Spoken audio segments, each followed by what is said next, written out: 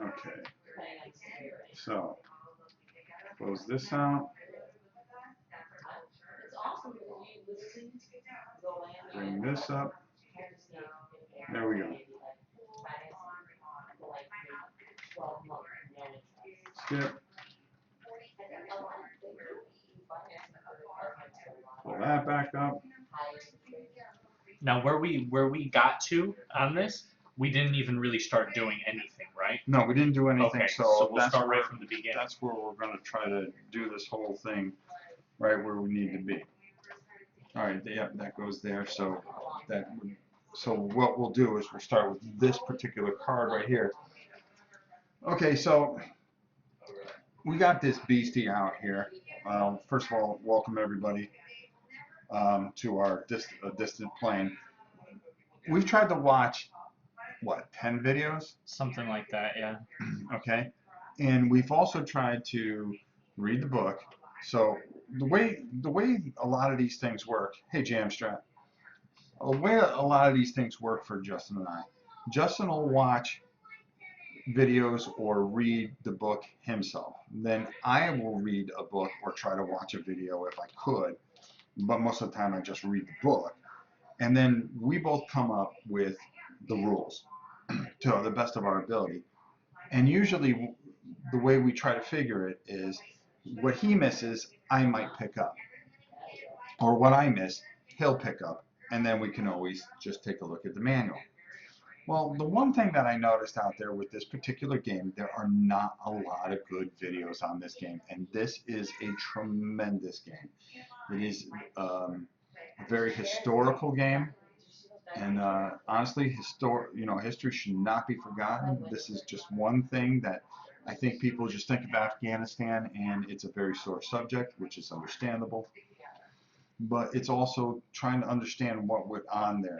And I think that's what this game is really about. So what we're going to try to do is we have the tutorial, and we are going to, as we learn, try to teach you guys as much as we learn.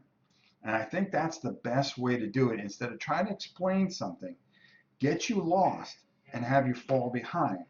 Where if you guys have played this game already, you know, we're going to use the same theory we use with everything else we do on this channel. You guys are here.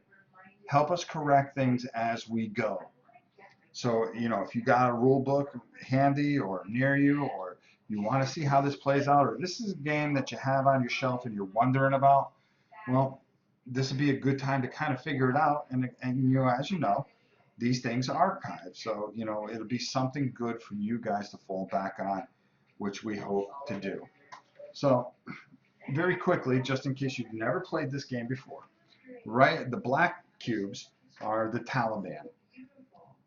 The blue cubes, the dark blue is the government. The light blue is also the government, but it is the police.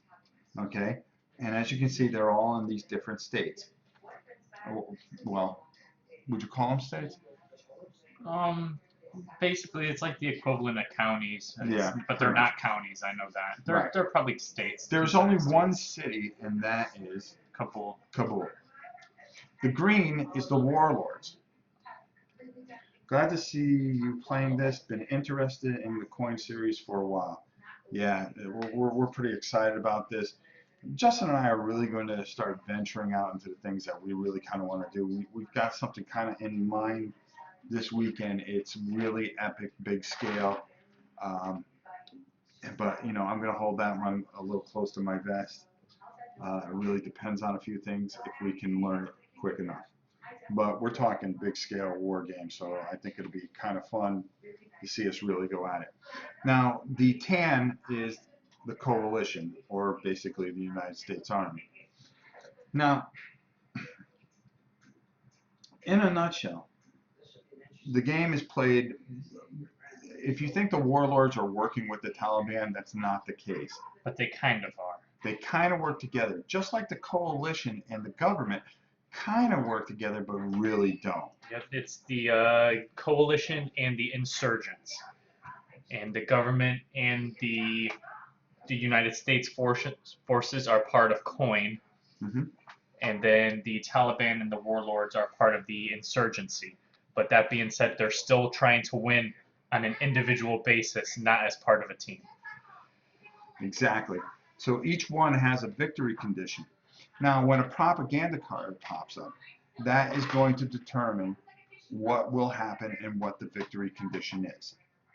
Okay, if the victory condition is met by one of the different factions, then the game is over. These cards here dictate a lot of things. We'll try to explain that as we go. So we're going to do the best we can. If you guys have questions, we will stop and we will do our best to answer it. This is going to be very clunky. So we're going to try to do this in about an hour and a half and see how we turn out and how everything works together. But we may have to do this again. You know, it's just one of those things that it's going to be a lot of trial and error. You know, we're not going to just throw a bunch of rules at you and then go, well, I read it to you, so that's it. We are going to try to move and do everything as the tutorial states. So that way you guys don't have to read it and do it. You guys can actually watch it. It's a pretty complex game. I think we have a fair understanding of it, but we might need to look up some things. But once you wrap your head around it, you're there. So we have. Okay, so this is a special scenario. Yeah, this is the beginner tutorial. So I'm going to be reading from it. So one of the things that makes a distant playing unique game is the role that the cards play in the game. Cards will be played from the deck created at the start of the game, which we already did, and everything is predetermined because the way they had us place the cards. Players do not maintain a hand of cards as in other card-driven games. Instead, the cards are played from the top of the deck. Ordinarily, 2 cards are always visible to the player, the card being resolved and the next card to be resolved, as you can see right there that Justin's pointing out. In other words, players get to look 1 card into the future. It then tells us to do what we did. We put counter narc, which would be the card currently in play. And then right here, of course, is the next card popping up. Yep, this is the card that will be on the next round. Counter-narc is the card to be resolved first. Knowledge of the upcoming line item event may influence decisions players make. Each event card has 4 symbols across the top, which represent this track here. The 4 factions. The 4 factions. Now, this is called a sequence of play. You can do different things. There are factions that, like this on this particular card here, the first faction to go is the Warlords. The second that would be able to go is the Coalition. Depending on the event, okay, the one that's in dark usually helps the Taliban and the Warlords more. The one that is not colored usually helps the Coalition and the government. So depending on the event that you see, you may determine that you want to go or you can pass. And there's a thing here that's pass. That says pass. And you would get a certain amount of resources. This game relies on resources in order to do things. And it's funny how the resource gets pushed around. Sometimes the government will pay off certain people. The warlords want to keep things kind of in turmoil. Yeah, because they benefit from selling the poppy. And for this game, the coalition, American forces, I guess if you will, they're considered to have unlimited resources. So they do not use the resource track. However, certain things come up that they do need resources for, and they're allowed to spend the government players' resources as if it was their own. Now, what that means for the government, because it actually is Afghanistan government, wants to spend as much as they can to prevent the coalition from taking any of their money. Mm-hmm. Okay, now I'll get back. In order to be eligible to execute an operation and carry out the card's events, a faction must be have its eligibility cylinder in the eligible box. Why don't you point those things out as I tell them? Sure, what was it? Which is the eligible box. Yep, right here. Okay. on the sequence of play. Eligible factions may either play or pass. At this time, all 4 factions are eligible, as you can see by the tokens being there. To determine who gets to choose first, look at the order of the eligible symbol on the card. Which would be these right here, these 4 symbols here. So we already determined that. The faction with the leftmost symbol gets to choose what to do first, and it becomes the first eligible faction. In the case of counter-narc, the Warlord player is the first eligible faction. If the first eligible faction chooses to pass, he may remain eligible to play on the next card. If he does anything other than pass, he becomes ineligible to play on the next card. This is that a faction. Hold on here. Basically, Okay. if your token ends up in this middle section, you get to play during that round. Either an effect on the card, or you can do effects on your operations chart, depending on which of these choices you make. If you do that, you're basically resting for the next round. So you're unable to play on this next card. So say the Warlord player goes first on this counter narc because he has the initiative, but he sees that he really wants to do something on this line item card, and the thing that he could get from counter narc is less effective for him. So he would pass, and passing does give you a small benefit. So you would pass, and then you would still be eligible to play on this next card, whereas other people would be ineligible from playing off of this card. Here, however, the Warlord player decides to act. Some event cards have one event. Others, like Counter Narc, have 2 versions of an event called dual-use events. If a player executes an event, he must execute either one or the other, never both versions of the event. So now it tells us to please pause just a moment and read sections 1.6 through 1.9 and the rulebook. Now, a big thing about this, so the Warlord player has initiative. He gets to choose which of these 3 lanes that he's going to place his token in. Say he picks this top lane right here. Now, the second player, the coalition player, it's his initiative to go. He can either pass or he must play in that same lane. Once the first player chooses the path, the second player has to play in the same path. So there's different actions that you can do, but it's going to be dictated by what the first person chooses. Because there's a way that you can make it that if you see an event that you don't like and you have the first choice, you can make sure that event does not get played. Right, like this middle row right here, the second box in the middle row says you can play the event card. So if the Warlord player is like, oh, I really don't want the coalition getting any piece of that event, you're going to go into either the top or the bottom row. Because if he plays in that middle row, the coalition player will be able to use the event. Okay, so all this 1.6 to 1.9 does is explain support and oppose. So why don't you do that? Okay. Coin and control and Taliban control. The aid and patron and the victory markers. Okay. So I think we can both work through that without having to read all this. Okay. To my understanding, so we'll look at this region right here, Kandahar region. It's currently under coin control. That's because there are 2 government units, 2 police units. Government and police units are both from the government forces. The light blue and the dark blue is the same faction. So there's 2 government units, 2 police units, 1 coalition unit, that totals 5. They have an absolute majority in this region because there are 2 Warlord units and 1 Taliban unit. Now, the one Warlord unit is a base. So they have a base there, okay, for the Warlords. But if you see the way they're put down, they're face down. If you turn them over, Justin. Yep. That means they are active. If you can see their symbol, they are active guerrilla units. But if they're face down, they're underground units. They're basically hiding. They're hiding. within the country.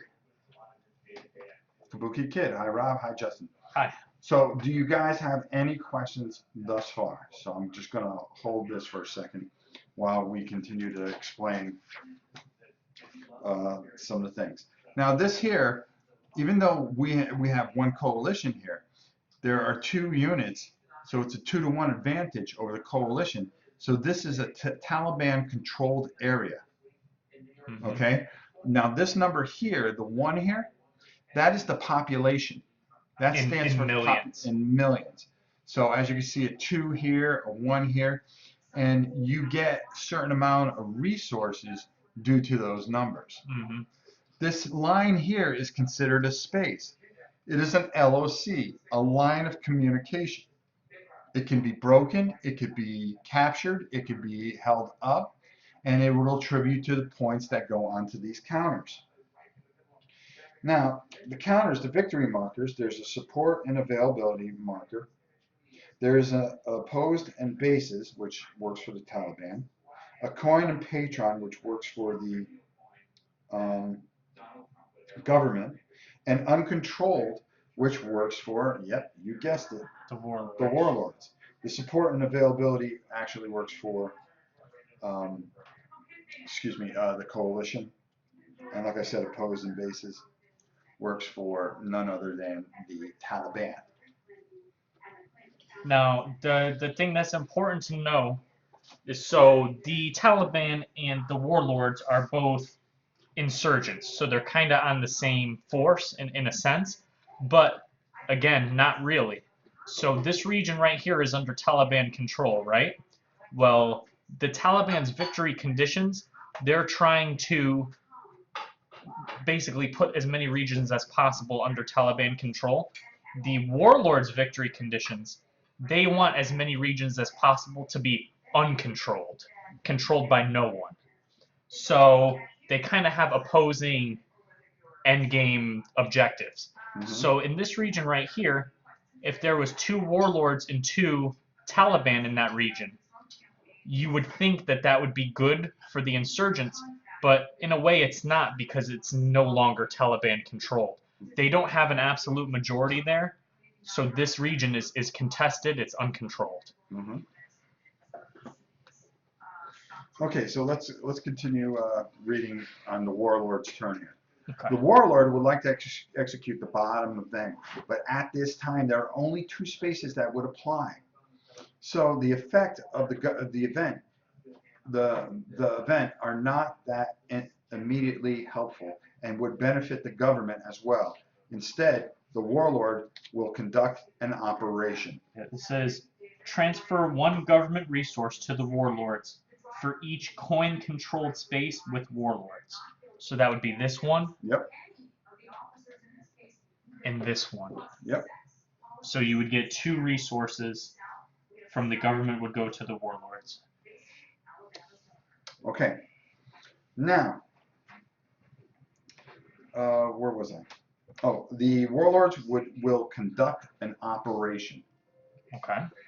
Operations do most of the player's heavy lifting. In the game, operations, however, are not free. They cost 1 resource point. Furthermore, the player may only conduct 1 type of operation, and there are 4 different operations. He may not mix 2 different operations on a single card. Please take one of the faction operation foldouts, which we have right there. Do you need one? No, I got one right here. Okay. They come with, again, GMT. I mean, what more can you say? They come out with some beautiful stuff here.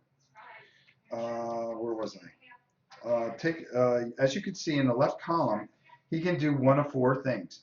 He can rally. Why don't you show everybody so they can see it?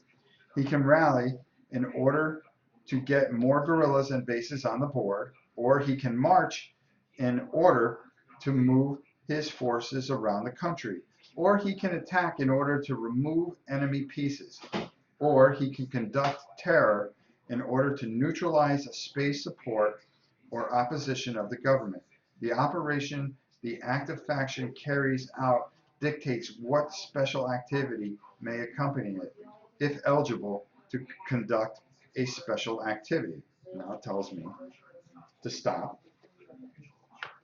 So what he wants to do is an operation, right? Op only with no special activity? Yeah, Okay. So he would go up into the top box there, right. which is operation only with no special activities. Now let me take a look at 3.3.1. 3.3.1, which we're supposed to read. Okay. Okay, the Taliban and warlords choose from rally, march, attack, and terror operations. So I'm going to explain these real quick. Rally, well, actually, you should just read off that card there. Sure. Okay, the rally could be accompanied by any special activity. The purpose is to augment or recover friendly forces. You can use it in any province.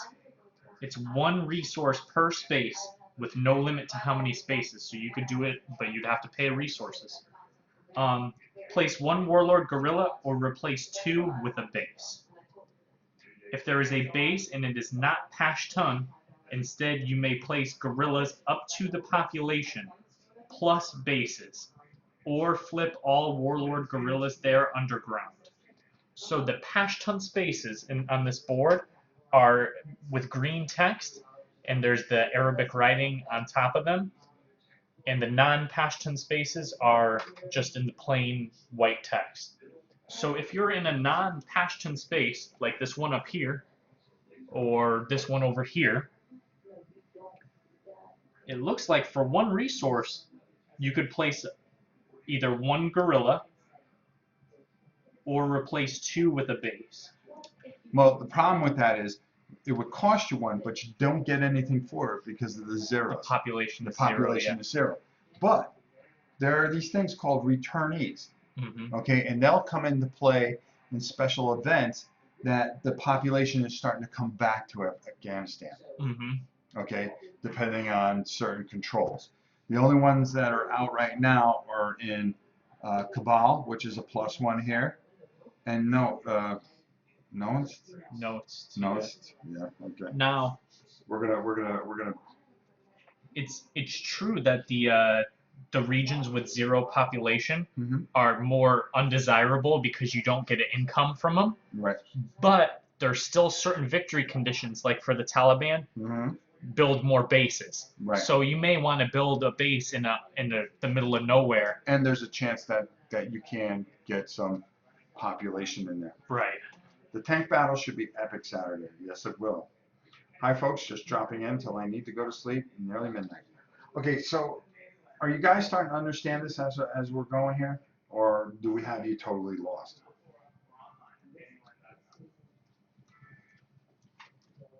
Okay, no response. So they're completely sleeping right now.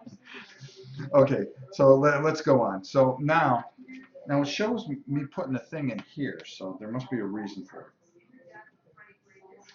So the Warlord chooses Rally. This action allows the Warlord player to select any city or province. Each selected city or province will cost one resource. In each space selected, the player may typically place one Warlord guerrilla. However, if the space is not Pashtun space and contains a Warlord base, the player may either place guerrillas up to population plus the number of warlord bases, or flip any active guerrillas there to underground. Does that make sense to you? Yes. Okay. But you would already have to have an existing base there, correct? Is what I'm reading. Yeah, it says right there, if the space is not Pashtun space. Oh yeah, if base. Mm-hmm. Okay. We're listening. Kabuki laughed. Just recapping what I missed, by the way. Okay. The Warlord player wants to start the game putting pressure on the other players by increasing the total uncontrolled population to near their victory level. Their victory level, I believe, is 21. They need to get to 21. They want uncontrolled Afghan population to be at 15. Okay, I'm sorry. At the start of the game, it's at 9. Okay. So for the Warlords to win, they want to increase that from 9 to 15, but they also have to have over 40 resources. Yeah, at the because right same here time. it says 41 resources. And right now they have 15 resources. Now the time that you would, a propaganda card is somewhere in this deck, and there's a number of them. And that's when we would check for victory conditions and other things. There's a lot of things that happen. Over here, the Islamabad track is Pakistan and how they're thinking. They're backing the Taliban right now, but we can put pressure on them to make them hostile towards them. Pakistan is 3 spaces, here, here, and here, over to the side of Afghanistan. There's special spaces that only the Taliban can deploy. No other faction can deploy in Pakistan. Okay. And like my dad just said, it can be influenced based on this track. If you do certain cards, like the U.S. negotiates with Pakistan, you can make it so that they can't deploy there anymore. Exactly. Okay, the Warlord player. Okay, so I read that. Well, the Warlord. Okay, the Warlord player wants to start by putting pressure on the other players by increasing the total uncontrolled population to near their victory levels. While the Warlords have the fewest number of available forces of all the factions, they have the advantage that they are not required to obtain a majority in a space to achieve their goal. So, like Justin explained before, since any one faction must have more than their own pieces in space than the other the other factions combined. Think of coin factions. Coalition and government has one faction for this calculation. The Warlord needs only to fill the gap between coin and Taliban in a disputed space to eliminate control. So all they're trying to do is just mess things up. Exactly. They don't need a majority. They just need to mess things up. Okay. Let's look at an example. Currently, the province of Organa,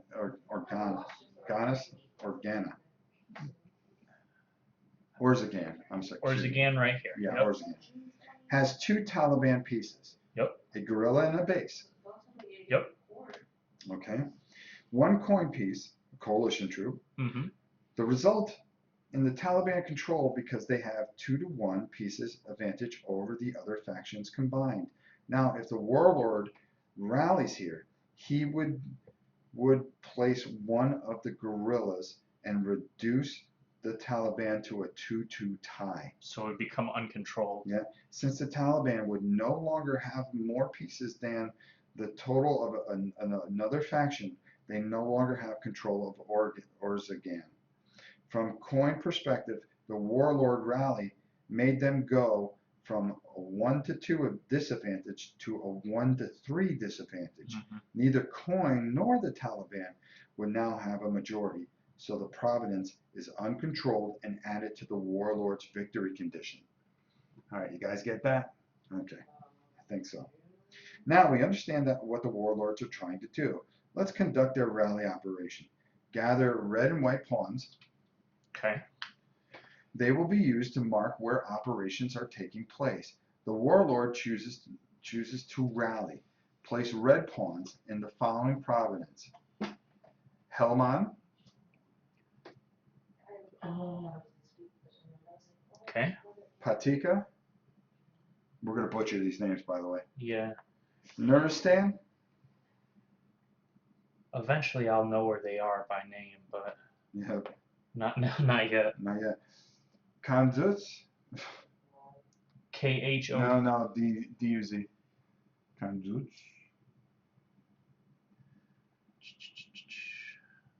Right. Yep, right there. And Orzagan. Gotcha.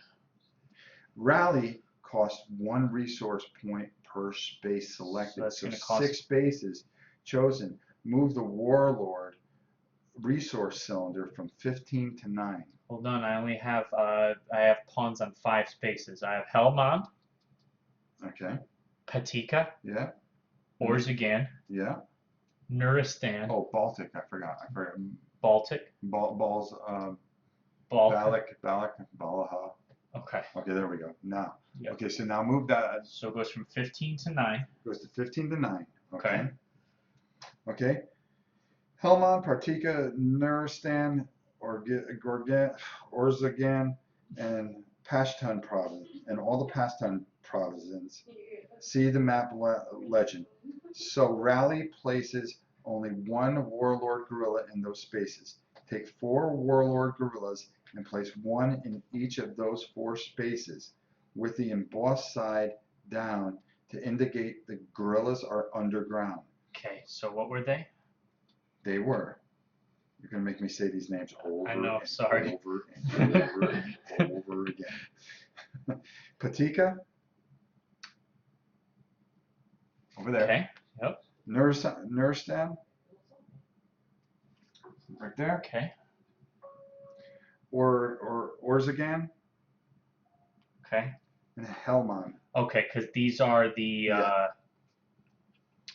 So Pashtun provinces. yeah, the other 2 selected are Kunduz and Balta. Mm-hmm. Are non-Pashtun and contain a warlord base, so they may receive more than 1 guerrilla. In Kunduz, there's a 1 warlord base and a population value of 2, so the warlord may place up to 3 underground guerrillas in Kunduz. The same value applies to Balha. However, the warlord only have 4 guerrillas remaining to split between the 2 spaces, so only place 2 underground guerrillas in both, Okay. instead of the 3 they were allowed. Okay, so he has no reserve forces anymore. Exactly. Okay. Now it says, hint, mark spaces with red pawns when targets for operations, white pawns when target for special activities, or vice versa. They serve as a reminder of the chosen spaces. Take a look at where the warlords just rallied, and you will see that some of the control markers need to be removed. Remove the Taliban control marker from Helmand, Patika, Nuristan, and Orzagan. Okay. Okay. The total population of those provinces is 5, so move the uncontrolled population counter up 5 spaces to 14. Oh. There is no counter to track the Taliban controlled population, so no adjustment is needed for that. Taliban controlled population is controlled population, so no adjustment is needed for that. Now remove coin control marker from Kunduz. Yeah, up there. Yep. The warlord gains 2 more uncontrolled populations, so move the counter to 16 to the 16 space. Yep.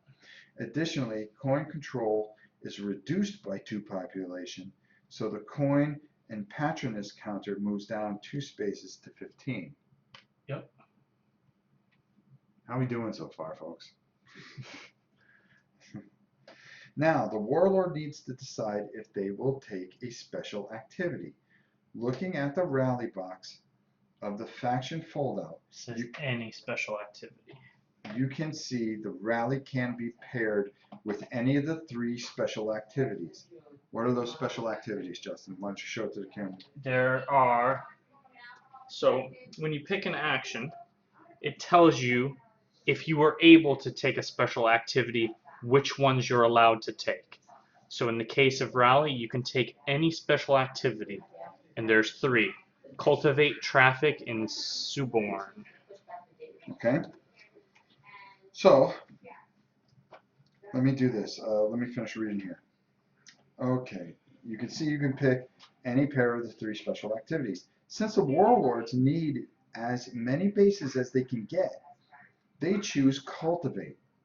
Kunduz is a perfect target for this because placing a second base there will prevent the government from establishing their own base in the future. Place a white pawn on Kunduz to indicate it is the target of cultivate.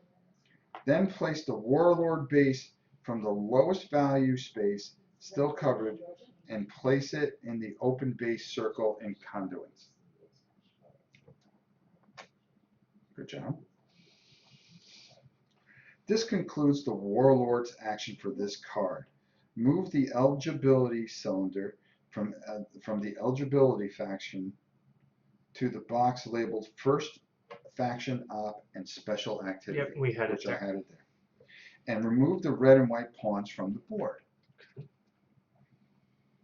After the first eligibility faction has acted, next eligibility faction becomes known as the second eligibility faction.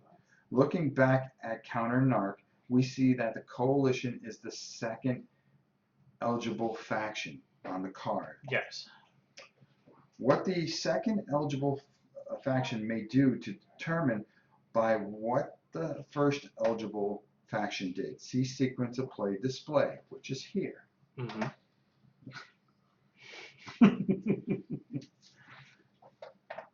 Jam stress, it's still with you.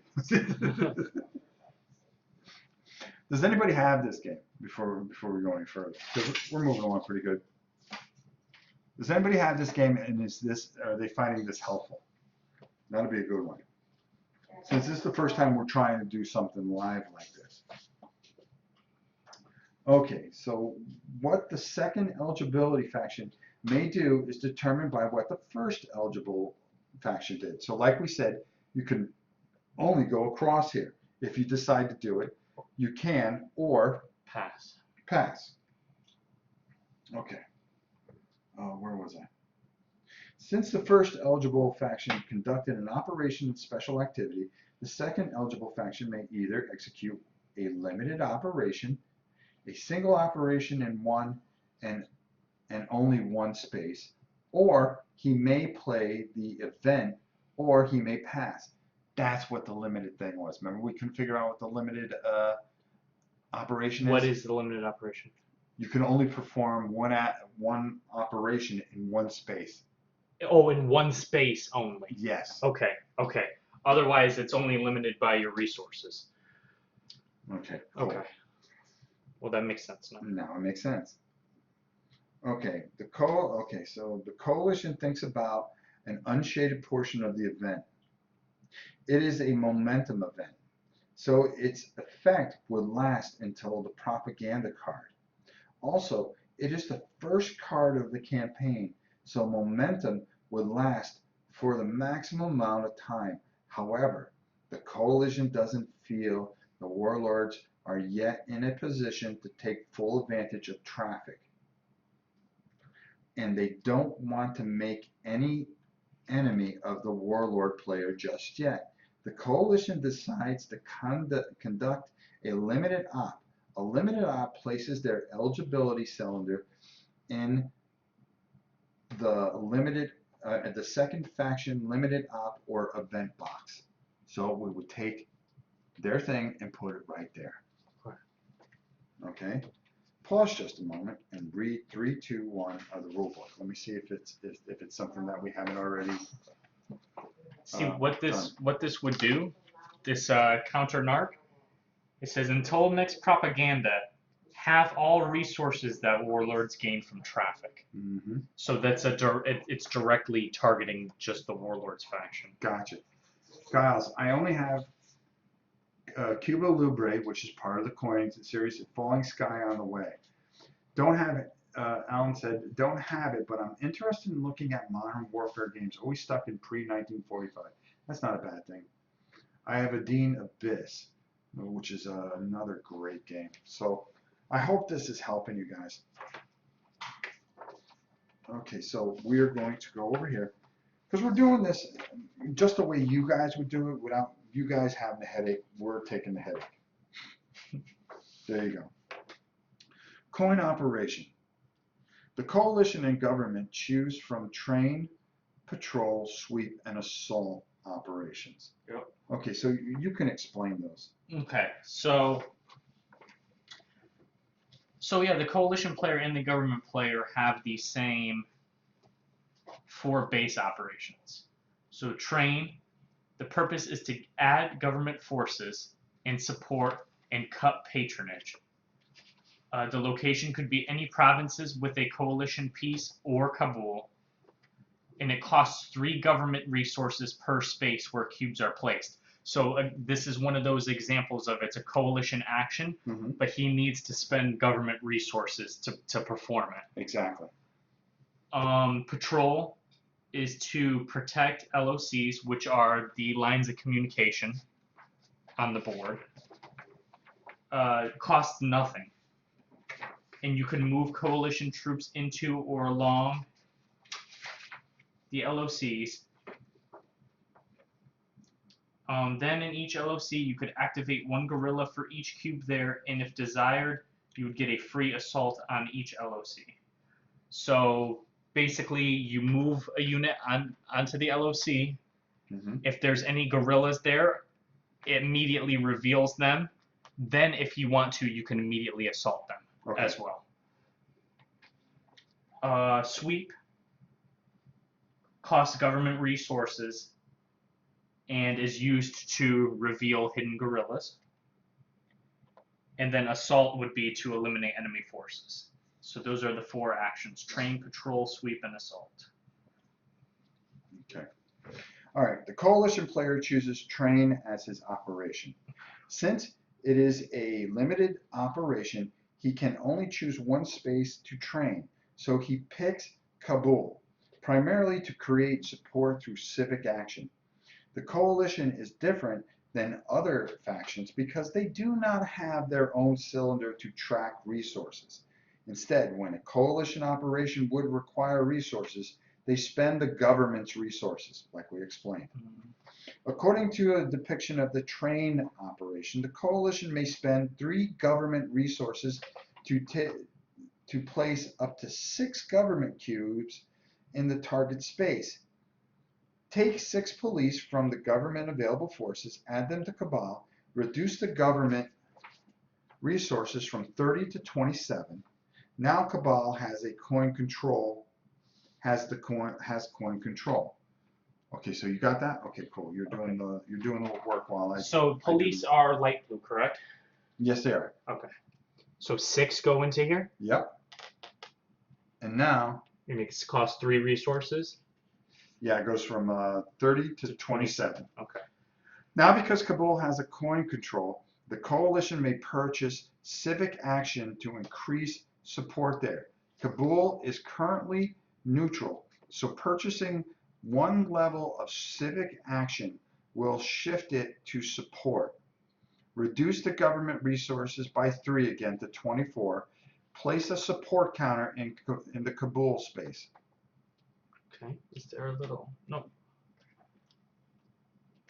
Okay. Kabul normally has a population level of 3. However, the returnees counter increased the population of that space by 1. Remember, to 4, yep. Yeah, if you remember, we talked about that, so there we go. The 4 points towards its victory condition. Adjust the support and avail counter up 4 spaces to 21. Oh, I see. Okay. Since the coalition was only entitled a limited operation, it is not allowed to conduct a special activity. So this will conclude the coalition's action for this card. Since both the first and second eligible factions have executed their activities on this card, we now adjust the eligibility on the sequence of play display. All factions that execute an event, operation, or limited operation now have an eligibility cylinder placed into the ineligible box of the sequence of play. Factions that did not execute an event, operation, or limited operation will remain in or slide back to the eligible box. In this case, the Warlords and the Coalition will slide into the ineligible box. The government and Taliban cylinders remain in the eligible box. Draw a line item off the deck onto the counter narc and reveal the next card, which should be Night Letters. Night Letters. Boy, I figured that out. Government is the first eligible on line items. Yep. Okay.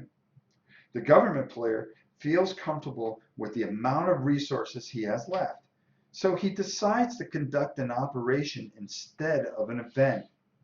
Since the coalition was nice enough to train some police in Kabul, the government player decides to do a patrol to protect his valuable line of communication, LOC. Now let's talk a little bit about the line of communication here. Well, we got you guys. You play as government police against the cartels. I'm sorry, guys. I'm just going to catch up with these things here. Yeah, of course, I'm curious about Fire in the Lake, so am I. It's good. I only play solo because it took me a while. It's talking about Adine Abyss. Yeah, I mostly play solo player myself. Love really meaty games that take a while to play. Yes, we do too. Okay, like we said, all these broken lines are LOCs, which is considered lines of communication. It's the only way to get to some of these areas. These areas that are very dark brown are mountain areas. Do you see these solid lines? You cannot just go here like that to a place because you cannot cross the mountains. You actually have to have a way to go through via the LOCs. the LOCs. And that's the only way you're going to be able to get into these regions here because they're actually mountain regions. So anything with a solid line, you just can't go here. You would have to use your LOC to get there. Right? Yes. Okay. So let us continue. Okay. Where was I? Oh, the government is first eligible in a line item. Feels comfortable. I just want to make sure I get right to where I was. Okay, the coalition was nice enough to train some police in Kabul. The government player decides to do a patrol to protect his valuable lines of communication. A patrol operation costs 3 government resources regardless of the number of pieces moved or space chosen as destination. So reduce the government's resource cylinder by 3 to 21. Okay. Since patrol is the only way police can be moved by an operation, they can only be moved to Kabul or LOC.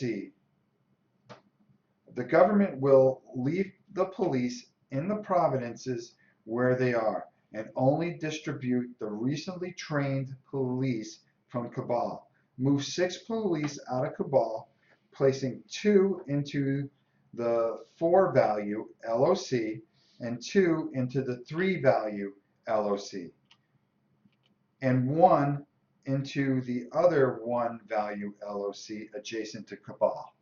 Okay, so when it says the 3 value LOC, does that mean this one right here? That's the only 3 value. That's the 4 value That's LOC. 4 value. This is the only 3 That's value. the 1 value. These are all 1. So I would assume it would mean down here. I think so. Or do they mean? It's the only one with a Hold value. on, I'll tell you right now. Okay. No, that's the one they meant. Okay, and then the other 2 go to which one? See, this is important for us to know. So you can move along as long as this isn't contested. You can move directly to any part of the LOC you want for one action. All right, since the patrol is the only way you move, move 6 police out of Kabul, placing 2 into the 4 value Mm-hmm. LOC, 2 into the 3 value, Mm-hmm. and 1 each into the other 1 values adjacent to. Adjacent. So this one and this one. Yep. There you go. Yep. So now the line of communication is protected by police. The government is now eligible to conduct a special activity. Okay, so It says any special activity after patrol. So essentially what would happen is we would move that right here. Yes. Okay. However, he carefully reads the bottom portion of the event, knowing that the Taliban are up next on this card. Based on the sequence of play, if the government decides to do a special activity, it will give the aid. It will give the Taliban the option of executing the shaded event, which will cut the aid of the government and leave the Taliban still eligible to act on the next card. Yeah, it cuts their aid in half. Mm-hmm. If the government declines a special activity, though, he blocks the event and forces the Taliban a limited operation or to pass. he decides to go this route and places the government eligibility cylinder on first faction op only. Yep, So it's the instead top of here, it would go here. So now the only place that the Taliban can go and utilize is here. And all they get is one limited op. That's it.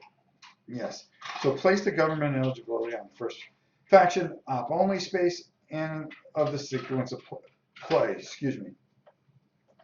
Now the Taliban can only choose to do a limited operation or pass. At this point, he looks at the next card, Night Letters, and sees that he would be first eligible on that card if he does not play on this one. This would give him the ability to take the event or do a full operation instead of a limited one. For these reasons, the Taliban player decides to pass. Yeah, because that's a good bonus for him. Place his eligibility cylinder into the pass space and increase the Taliban resources by 1 to 11. Even though one faction has played on the line item, there are no eligible factions remaining. So play on this card ends. Cycle the eligible cylinders before moving the coalition, Taliban, and Warlord to eligible, and the government to ineligible. Draw Night Letters onto line items to become the active event. Reveal the next card, Suicide Bombers. So now what happens? These guys go back into the eligible. He becomes eligible, but the government becomes ineligible on this turn. Okay. Sorry for the noise. Our dog is drinking a lot of water. She was just outside playing with Mom. Let me take a look at some of these things if we have anybody's asking us any questions. Playing more sci-fi. We love sci-fi, but my joy is World War II. We love World War II. I'm finding I'm spending more time at home soloing. So 1776 is my current game of choice. Great game. Ironically, neither Wild West or World War II. I wish I could decipher an Avalon Hill rulebook. You and everyone else. Actually, now I think on it, it's double irony as I am in fact British. I have over 300 games, and only 2 rule books have me stumped. Be right back. For rating. Go ahead. Saint Nazar and Conquistador from Avalon Hill. Yeah, they're really tough. It's such small print, and it's just really tough to get by. All right, so let's see where we are. Even though one faction. Okay. I know exactly where I am. All right, we're doing pretty good with this. Any questions thus far? We're waiting for Just to come back. Is this clear and concise? I mean, do you think this will come across real good, guys? Or are we missing something, or we need to add something? Because I just want to make sure that everybody gets that we make a video that people can follow. And of course, you know, we do add a lot into it with our own personal dialogue, shall we say. So, okay. Now, I'll just keep on going, and if I see any questions pop up, I'll answer them. Now, the Taliban has another tough decision to make. Not only are they first eligible on the current card, they see that they also are the first eligible on suicide bombers. Taliban, suicide bombers. They go together like milk and honey. However, if they choose to act now, they will be ineligible on the next card. The Taliban player feels that he needs to get moving, so he decides to rally with this card. He sees that there are 3 factions eligible this card, so by acting, they will hopefully be able to block the coalition from being able to act on this card. For a little insurance policy, the Taliban player offers a deal to the warlords.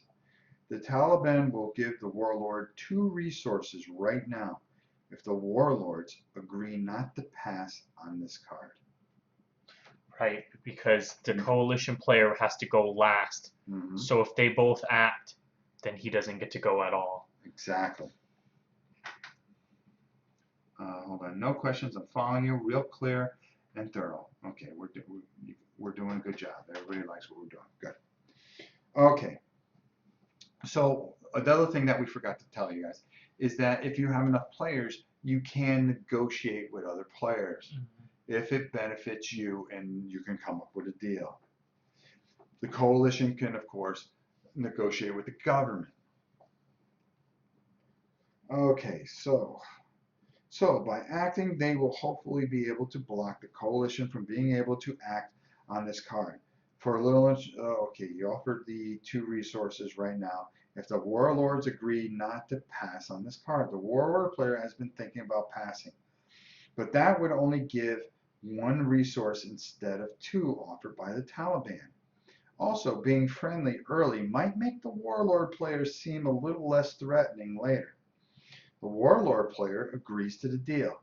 Adjust the Taliban resource down 2 to 9 and the warlord resource up 2 to 11. Knowing that the coalition won't be able to play this card and take the event, the Taliban feels real comfortable doing an extort special activity with his rally. The Alasmabad track is currently at backing, so the Taliban can rally for free in Pakistan spaces. First, place red pawns in these names. It's okay. Balochistan, which is down there. Okay. And then Waziristan. Okay. Northwest frontier. Yep. These spaces will cost 0 resources for the rally operation. Also place pawns in Helmand, Patika, Nuristan, Orzagan. Orzagan, you know where Orzagan is. I even know where it is now. Nuristan. Okay. Okay. Ganzazi and Kabul. Kabul. Yep. Okay. There will not be enough red pawns. Yeah, I had to use some white. Yeah. Feel free to supplement with white pawns or pieces from another game. 6 non-Pakistan spaces were chosen, so reduce the Taliban resources from 9 to 3. Since all these spaces chosen in Afghanistan are Pashtun, the Taliban player can place guerrillas equal to the population plus bases in those spaces. Place 2 Taliban guerrillas in each of Helmand, Patika, Okay. Orzagan, yeah, you know where they are now. Ghaznazi, and 3 guerrillas in Nuristan. Okay. Kabul and Balochistan have no Taliban bases, so only place 1 Taliban guerrilla in those spaces. Waziristan and Northwest Frontier have 2 Taliban guerrillas, so Taliban player decides to convert them into bases. Okay.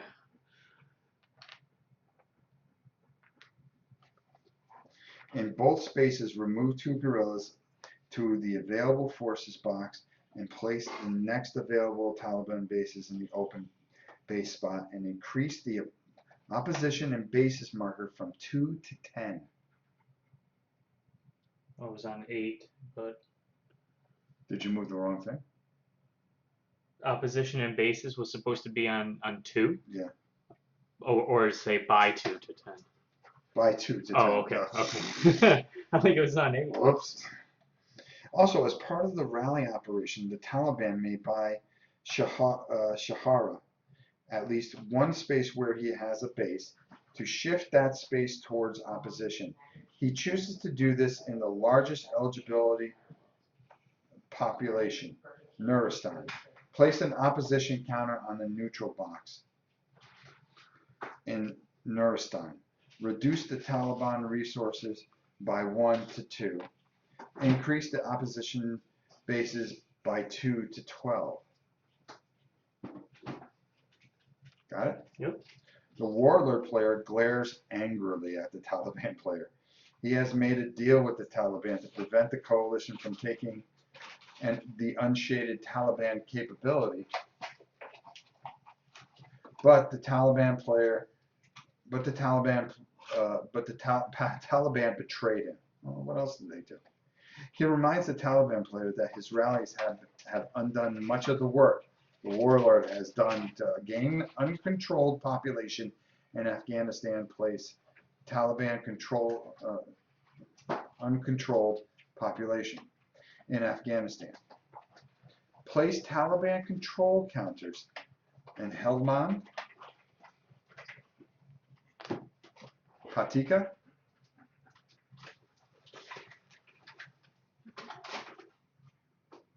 I lost my space here.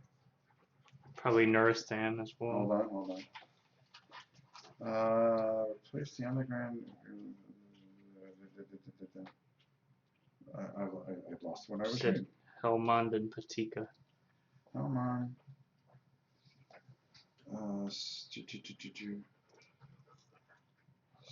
Okay. Helmand, Patika, Nuristan, because they got the names all over the place. Mm-hmm. Orzagan. Yep. Balistan, down there. Okay. Reduce the uncontrolled population by the total population value of these spaces. 5 down to 11. Okay. Yep. Okay. The Taliban player shrugs and continues with this special activity, extort. This requires an underground guerrilla and more Taliban pieces than the enemy pieces. So Helmand, Zabul, Patika. Should I move the markers? Hold on. Helmand. Yeah. Zabul. Yeah. Patika. Nuristan. Orzagan. Ghaznavi. And Balaristan or whatever. Okay, just one more time. What are they? Helmand? Zabul. Helmand? Okay, Zabul. Gotcha. I got them. Okay. Are all eligible. In each of those spaces, flip one Taliban guerrilla to his active side, Okay. the embossed side, and increase the Taliban resources by 1 for each space with no Warlord base. 5 spaces. Helmand, Nuristan each have 1 Warlord base. So for those spaces, transfer 2 Warlord resources to the Taliban for each base. Oh man. Okay, so I go up 5. 1, 2, 3. In the end, the Warlord resources decrease by 4 to 7. And then the Taliban to 11, correct? Yes, very good. Okay. Finally, remove all the pawns from the board and move the Taliban eligibility to first faction op and special activity.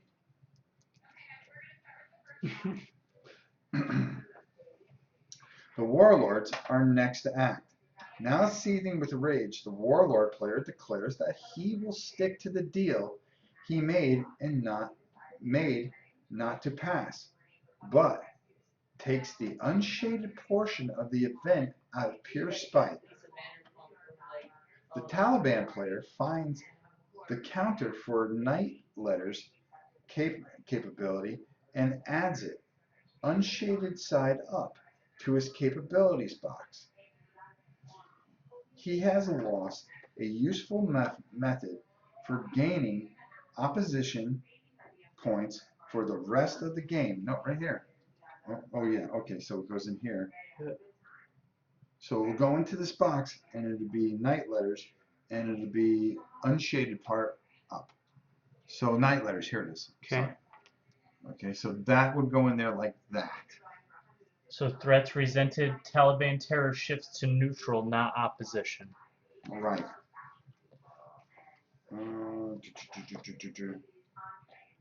Added unshaded side up to the capability box. He has lost a useful method for gaining opposition points for the rest of the game.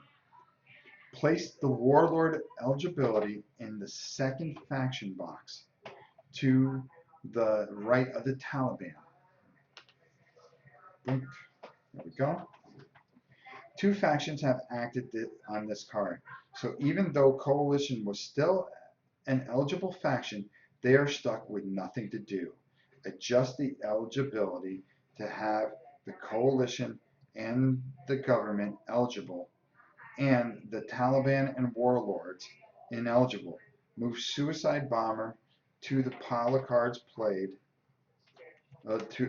pile of played cards, and flip up the next card. Man pants scare. Man pants scare. I said man pants scare. It's man pads scare. Face up on top of the deck. Okay, I'm just going to hold here for a second. So now They become ineligible. they're ineligible, but these two guys are eligible. Yep. Okay, so let's see if there's any questions. No questions. I'm following you. I am glad the coin series have a playbook with the game, or I would be lost. Clear. I think it will unfold as you play.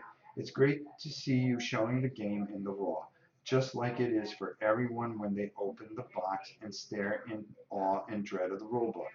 That is what we were trying to accomplish here. We're really just trying to do something to make it a little bit easier for you guys. Because I found that everything that I watched kind of confused me, even though a lot of people did a very, very good job. One guy goes, well, I'm not even going to bother telling you the rules because they're so in-depth. Yeah, I've seen a couple videos like that. And you're like, okay, so how does this help me? I really like this game, though. Okay, great. You got to explain it and say something about it. Where's the money in that? There's no money in that. Everything you should say should have money in it for people. Okay, so here we go. Both the Taliban and the Warlords are ineligible on this card. So the Coalition is first to act on the suicide bombers. The Coalition player would like to cripple the Taliban further by taking another unshaded capability, but the Taliban left himself vulnerable by activating his guerrillas. The Coalition player decides to conduct a sweep operation to activate even more guerrillas for future assault. Place red pawns in Patika.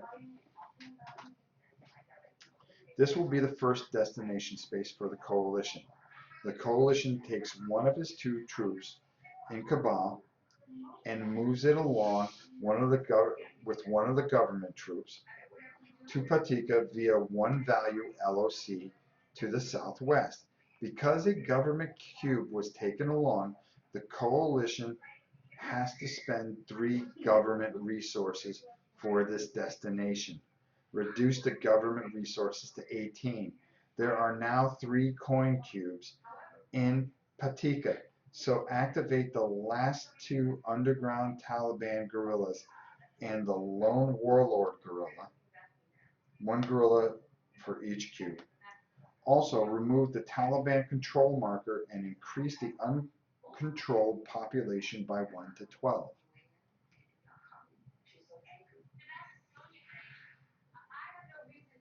The Coalition will also sweep in Kandahar,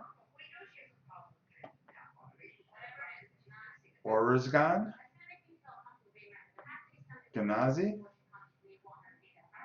and Kabul, but will only sweep in places without moving any cubes. Since no government pieces are moved, this does not cost any government resources. Even though no resources were spent to move additional government pieces in, the cubes that were already in Kandahar and Kabul still count towards the number of guerrillas able to be activated in those spaces. Right. There are more than enough cubes in each space, so activate both the Taliban guerrilla and the Warlord guerrillas in Kandahar. Okay. And the Taliban guerrilla in Kabul. Last, in Orzagan and Ghaznazi. There is one coalition troop in each space, so activate one Taliban guerrilla in both space. Okay. Okay? Since only the government is still eligible on this card, the coalition player is not worried about allowing the event to be taken by doing a specialty activity. Coalition players decide to do an airstrike, targeting Orghanzi, Ghaznazi, Waristan. See, I'm helping you, kid. Place white pawns in those spaces. Oh, Whatever. there. Now we're accurate. Okay, now you're accurate. See, you jumped the gun. Now if I can find where Norm? Okay. Since it's no on the card, I'm sorry, I lost my. Decided to do an airstrike. Normally, okay. Place white pawns in those spaces. Normally, an airstrike would only be able to remove one piece per target space. However, with the Unshaded Reaper's capability in effect, coalition airstrikes can remove up to 2 active guerrillas per space. Remove to the Taliban available forces both active guerrillas in Orzagan and both in Ganaz. To the delight of the warlords, this also causes Orzagan to become uncontrolled. Yep. Remove the Taliban control from Orzagan and increase the uncontrolled population to 13. In Warzagan, the Taliban player has left his bases exposed by having no guerrillas there. Airstrikes are not able to target bases in any of that faction's guerrillas. Guerrillas are present. The Taliban player, though, his base was safe because an airstrike targeted a space in Pakistan would normally cause an Islamic bad track to shift one space to the right. He failed to remember the Unshaded Predator's capability is active for the coalition. With this, one of the bases in Warzazan can be removed by airstrike and be ignored by the Islamabad tract. Remove one of these bases and place it on the highest exposed value on the Taliban base track and reduce the opposition base by 1 to 11. Move the coalition to the first faction op and special activity space.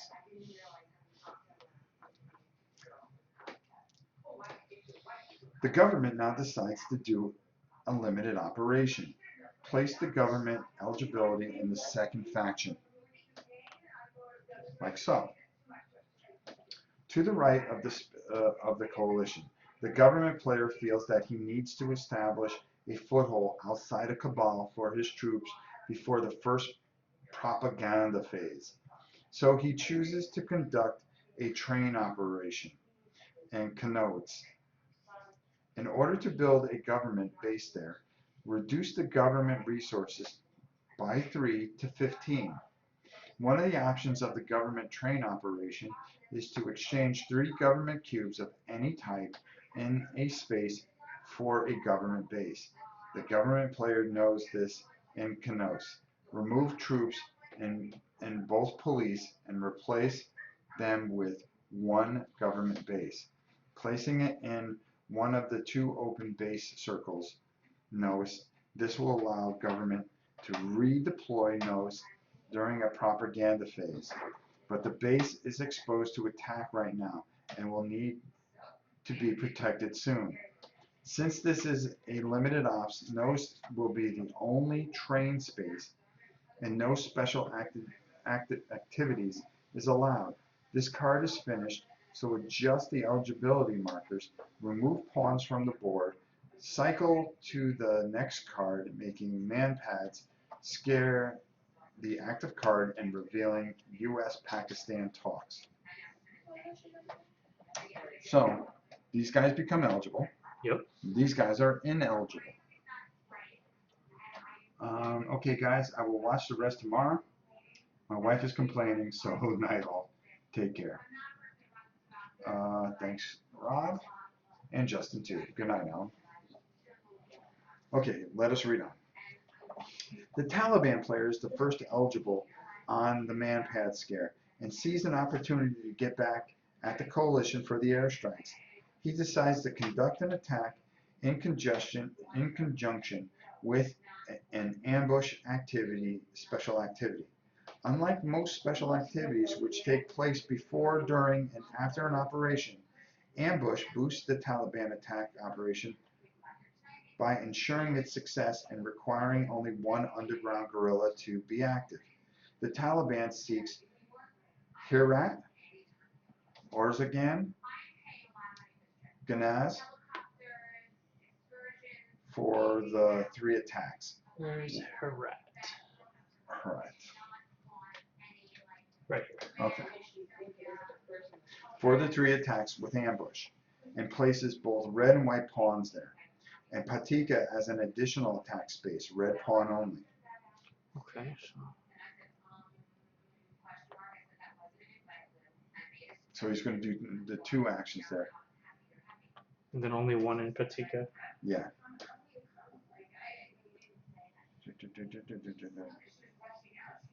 Okay. Patika as an additional attack space, red pawn only. With 4 spaces selected, reduce the Taliban resources by 4 to 7. Let's resolve the ambush space first.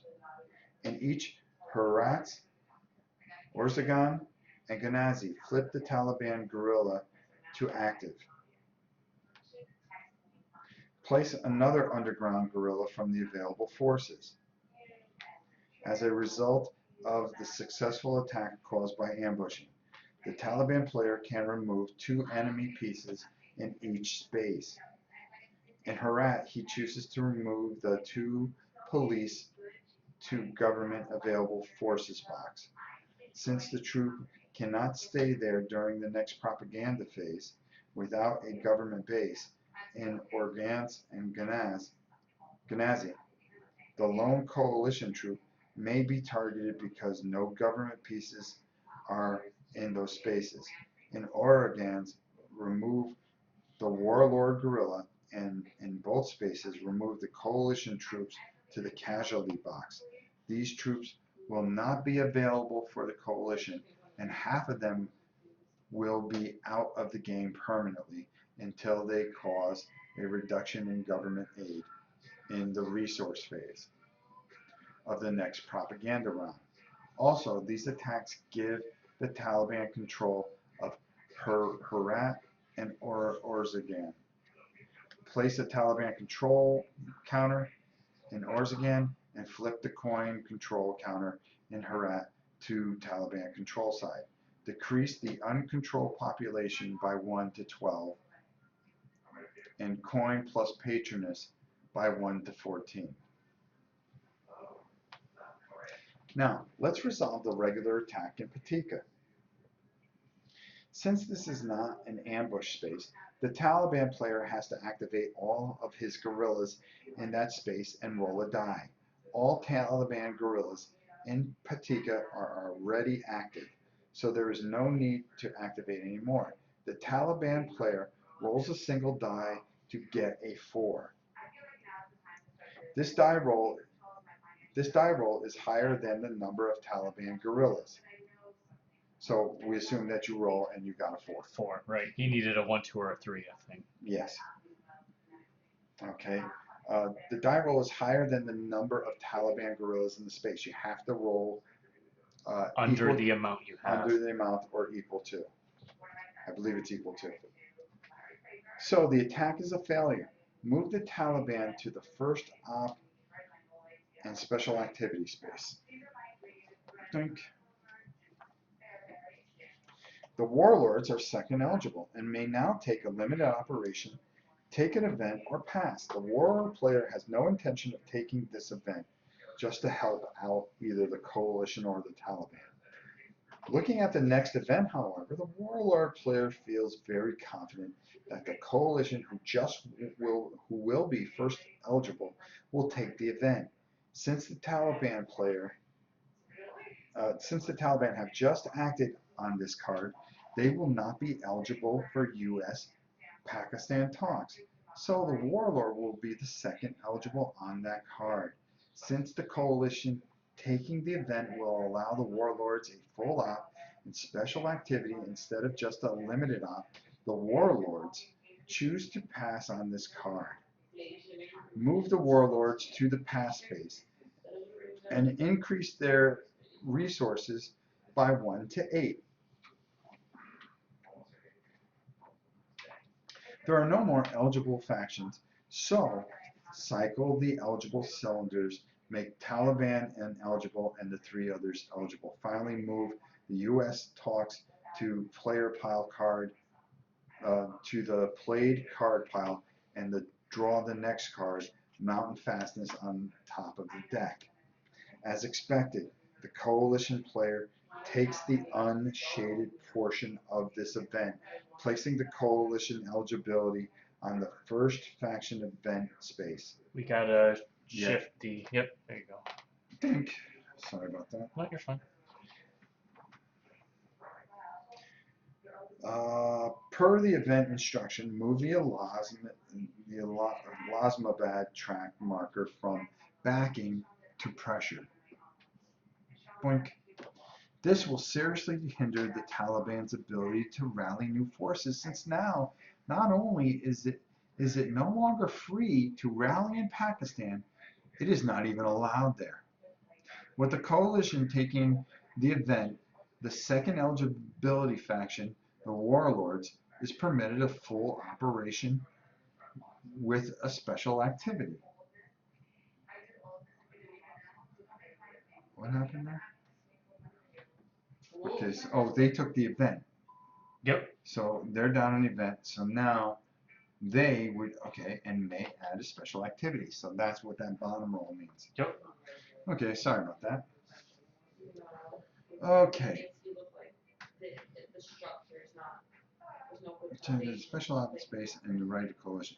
The Warlord player chooses to rally in the following provinces: Herat. Okay. Herat's to the left. Yep. Why do I know these? I know some of them. I'm the one reading the book. Baltic, Balhak, or whatever the heck you want to call it, and Faryab, which is right next to it. Gotcha. Okay. Decrease the Warlord resources by 3 to 5. Currently, the Warlords have only 1 available guerrilla, so they cannot place guerrillas in all 3 provinces yet.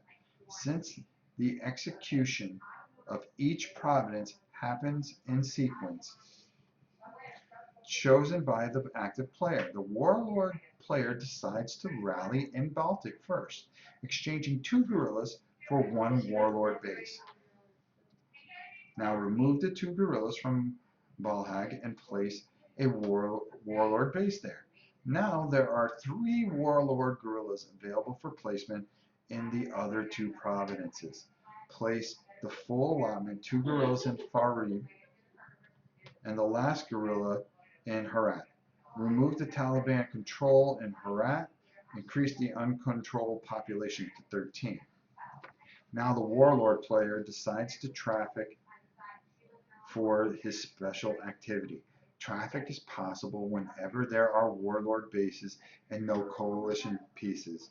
So the Warlord player conducts traffic in Farara. Okay. Why don't you use the white ones for that? Sure. So you don't get confused. Helmand, Nuristan, Kaduns up there. Gotcha.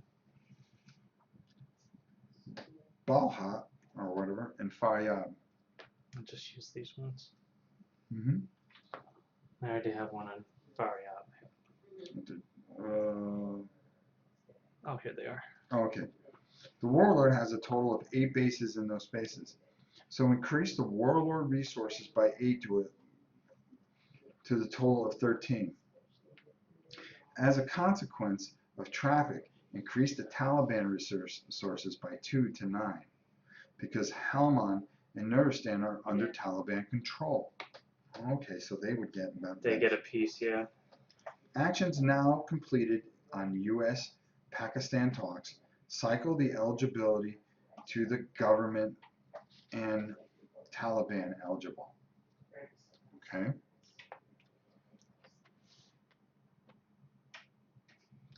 And the coalition and warlords are ineligible. Make mountain fastness the new active card and reveal the top card of the draw pile. Propaganda. The warlords are ineligible on this card. So the Taliban are the first to act. Knowing that that's how it's written in the book. Knowing that this will be the last card before the propaganda round, the Taliban player sees a fantastic opportunity to gain a lot of ground towards his victory level.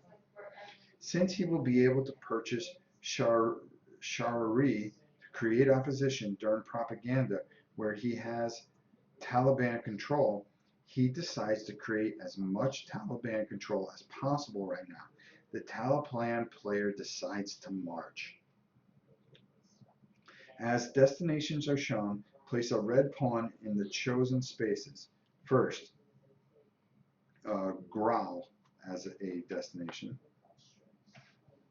Move the active guerrilla from Helmand and both guerrillas from... Are we right to have no units there? Well, I yes, guess that's what's supposed to be there. Okay. Nothing. Helmand and both guerrillas from Orzan to Growl, adding Taliban control there. So I move both from Orgazon to Grau. Yep. And then how many from Helmand? An active guerrilla. One inactive guerrilla? One active guerrilla. Oh, okay. Gotcha. We'll make the final adjustment to the victory levels at the end of the operation. Since Growl is Pashtun province, the guerrillas have moved there, are allowed to march again to another province that is chosen as a destination.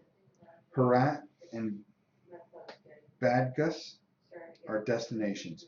Move 2 active guerrillas from Growl, putting one into Herat and one into Baghdad.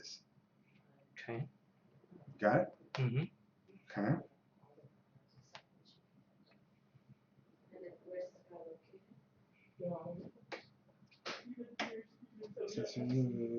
One in Baghdad.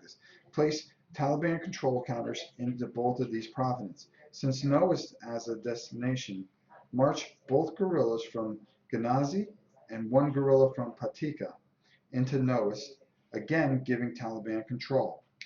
Both from Ghaznavi and one from Patika into Noist? Yep.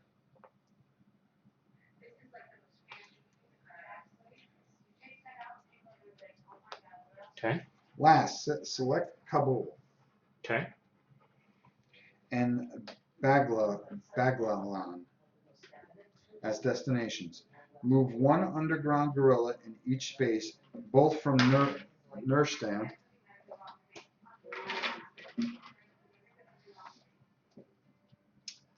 Okay. One underground guerrilla. Move one underground guerrilla into each space. Kabul and Baglash as destinations. Okay, so one goes to Kabul and one goes to Baglan. Yeah. Okay. Both from Nuristan. Yeah. Okay. Placing Taliban control in Baglan, the Taliban player is finished marching, so he pays 6 resources, 1 for each destination selected, reducing the Taliban resources by 6 to 3. Yep. Now the Taliban player thinks about a special activity. If he conducts a special activity, though, the government will be able to execute the event instead of just a limited op and hinder what the Taliban are trying to do. Because of this, the Taliban forgo their special activity and force the government to a special op, to a limited op. So essentially they would come up here, Yep. forcing To do a limited op. do a limited op. The government will be able to execute the event instead. If you okay, blah blah blah blah, limited op. In all, the Taliban have gained. Wait a minute. What? Because of this, the Taliban forgo their special ability, forcing the government to limited op only. In all, Taliban gained control of 5 previously uncontrolled populations. So reducing the uncontrolled population by 5 to 8. Also controlling Nos was taken from the coin, so reduce coin plus patroness by 3 to 11. Move the Taliban eligibility to the top role, first faction, yeah, okay, only. The government player knows he will have the last action prior to propaganda line round. He decides he needs to mitigate the damage the Taliban is about to cause as much as he can. Since he can only choose one space to conduct an operation, he decides to convert Noist, the highest population value from Taliban control, to coin control. To do this, the government selects Noist for a train operation, placing the government eligibility cylinder in the second faction limited op space to the right of the Taliban. Yeah, you got it there. Yep, I got it. There's already a government base there, so place 6 government cubes, 3 troop and 3 police into Noah's and flip the Taliban control counter to coin control side, increasing the coin control and patronage by 3 back up to 14, and reducing the government resources by 3 to 12. Gotcha. The government is not allowed a special activity, so end the play for the card by moving the coalition and Warlord to the eligible and the Taliban and government to ineligible. Make propaganda the active card and reveal crop substitution from the top of the deck. So these guys go here, these guys go here. All right, hi Rob, hi Justin, how are you? How far are they into the game? We're doing the whole tutorial here, which we're just about done with, and I think if you watch this back, it's like you just pulled it out of the box. We are doing everything according to the tutorial to make it a little bit easier, so you guys don't have to sit there and read it. Instead, the big dummy's doing all the reading. Okay, it is now time to conduct the first propaganda round of the game. Find the propaganda counter and place it in the first base victory. Okay, where's Hold on, I will help you. Okay, that's not it. Prop card, patronate. Oh my god. There's got to be a propaganda one. It's got to be over here somewhere. No, it's really. Is this prop card? It's got to be. Okay, let's use that. Yeah, see, it says Oh, propaganda prop. card. Duh. All right. Place in victory of the propaganda card track in the sequence of play display. This step is the only time during the game that the victory condition is checked. If the player exceeds his victory threshold during the remainder of the propaganda card or during normal play, the game will still continue until victory is checked again at the start of the next propaganda card. Consult the player aid foldout to see the victory threshold for each faction and compare them to the current levels. No player currently meets their requirement victory level, so move the propaganda marker to the next step, resources. In the next step, each faction will gain additional resources based on certain criteria. The government resources will increase by the sum of all unsabotaged LOCs and aid level. In this case, no LOCs are sabotaged, so the government will get the full value of 12 plus 15 aid It's 27. for an increase of 27 resources. So 39. Move it up 27 spaces to 39. Wow, that's a lot of resources. The Taliban get 9 resources for the number of bases they have on the map. Increase their resources by 9 to 12. Finally, the Warlords don't have any guerrillas on LOC, so they only will receive 9 resources for their bases on the board. Increase the Warlord resources by 9 to 22.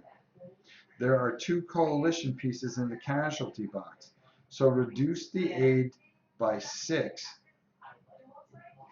to 9.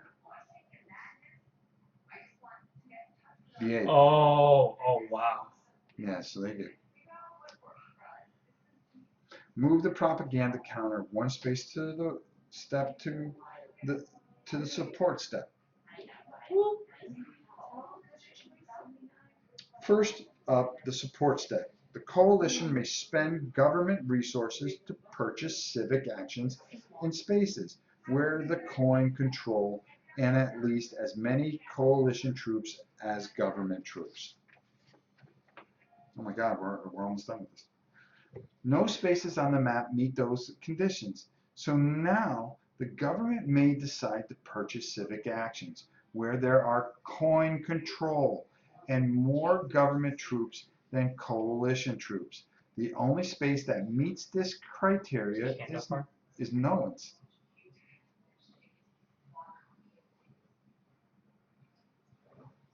Okay. Okay. Buying civic actions will shift a space to support. And while this is solely the victory condition for the coalition, the government player sees that he will be the first to act on the first card of the next campaign, craft substitution. Since he will be able to act before the coalition, he can shift nodes to support and be able to conduct a govern special activity there before coalition can surge a basin, excuse me. Reduce the government resources by 3 to 36. Place a support counter in nodes. Increase support and available by 3 to 24.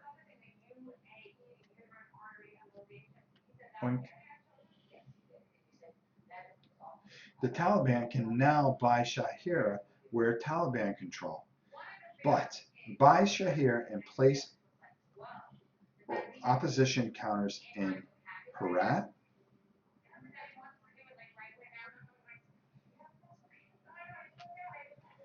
Helmand,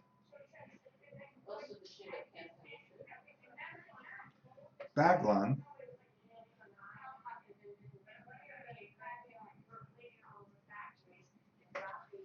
Balkan. no, Baglan land, Baglan, Gotcha.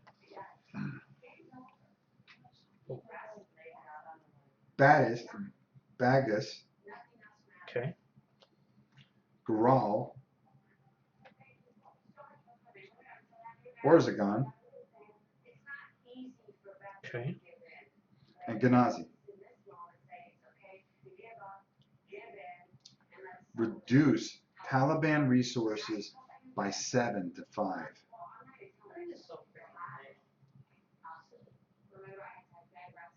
Okay. Increase opposition in bases by 8 to 19. Okay. Shift the propaganda counter to redeploy.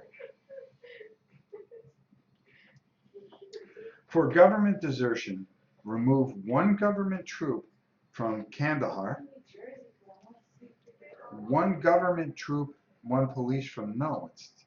1 government troop from Kandahar. 1 and 1 for Noist. 1 government troop from Condoms, 1 police from Kabul. Coalition may and government may redeploy troops where there are no coin bases to coin bases. where there are no coin bases, 2 coin bases with coin control or Kabul.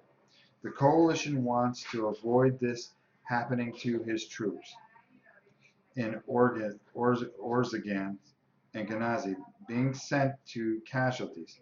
So he redeploys his troop from Zaboil to Noist. Next, gather the government troops from Herat, Kandahar,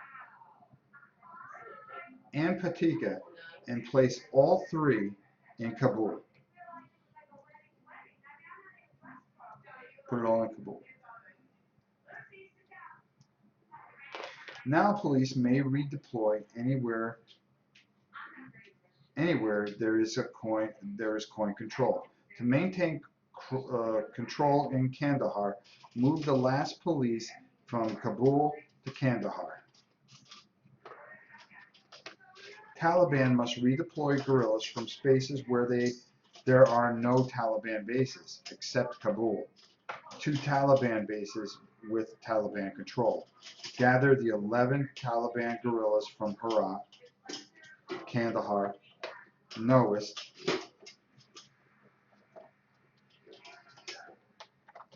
Baghlan,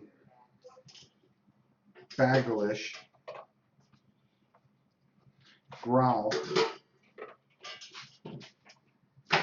and Balkenstein. Down. Did you say Helmiand? Nope. Katika? Nope. Nuristan? Nuristan? No.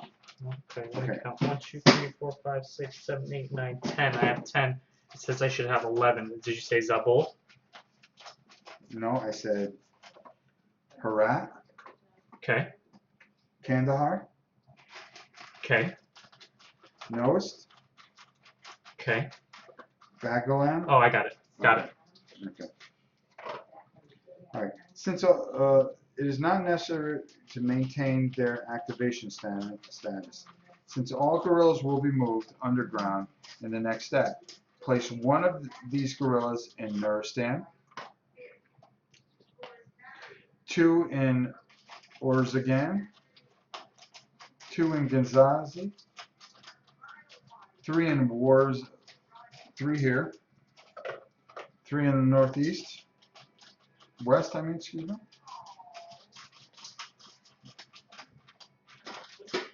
It's all of them, right? Yep. With redeployed finished, adjust control of provinces. Remove Taliban control of Herat. Herat to the left.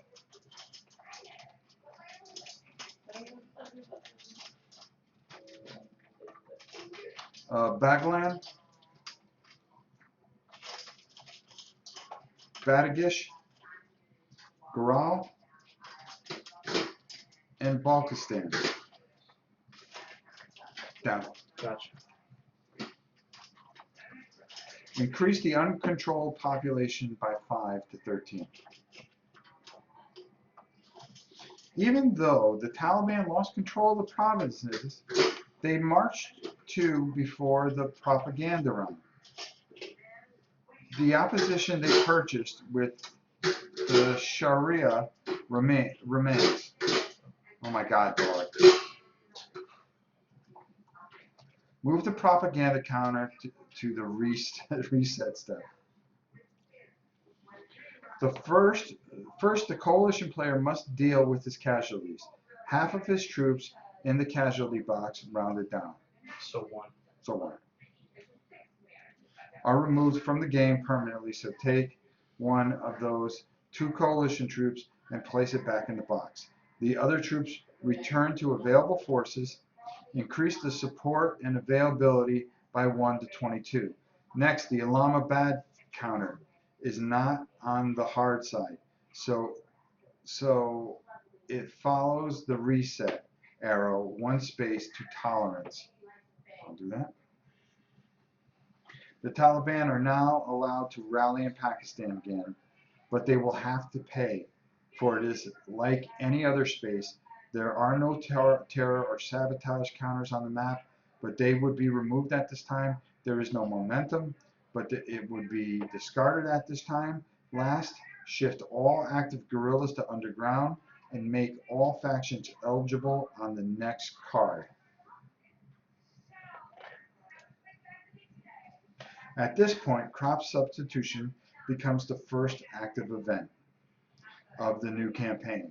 Reveal the next card on the top, which was randomly shuffled into the deck. You can continue the game from this point and see if the other players can get control of Taliban opposition situation, or if you like, clear the board, set up a new game from the beginning. This tutorial did not cover every possible action of each faction, but merely tried to give you a feel of the flow of the game and some of the thought process behind the player's decision. I strongly recommend you read the rules sections for operations, special activities that you were not covered in this tutorial, but we did cover it in pre-reading this tutorial before continuing your own game. Good luck and enjoy the game.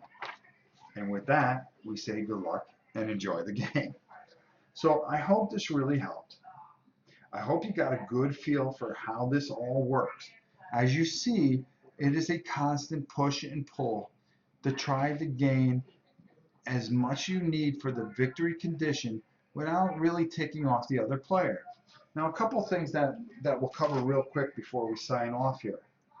There are also non-player cards, which gives you a tree on what to do. So we're at the Taliban's turn, and we're not one of us is controlling the Taliban.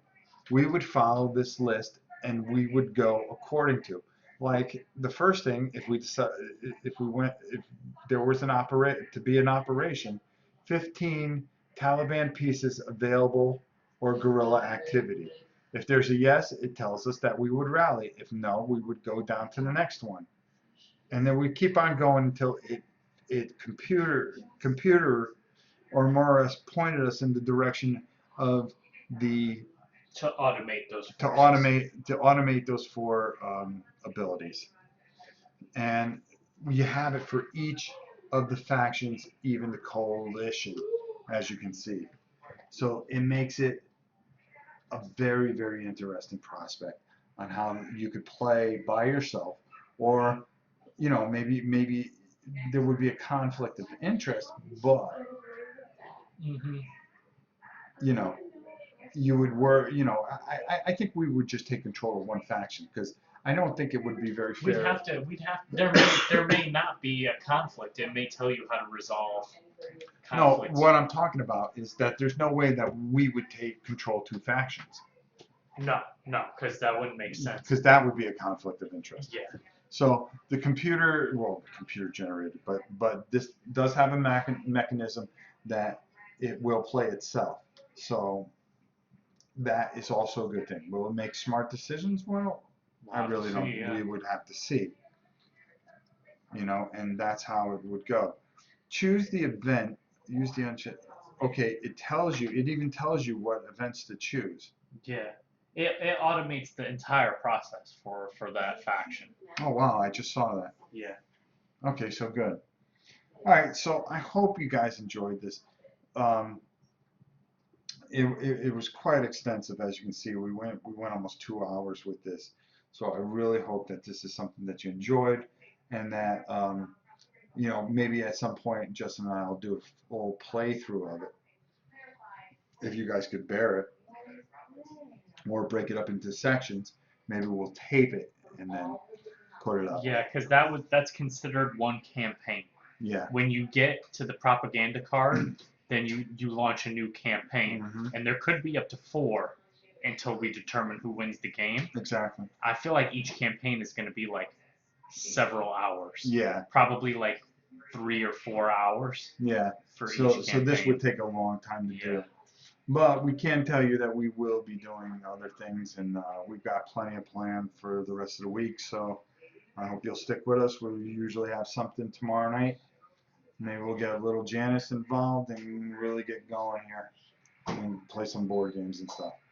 But so that's a distant plane. I hope it makes it a lot easier for those of you that don't know how to play it. And thanks so much for watching, and we will see you guys soon.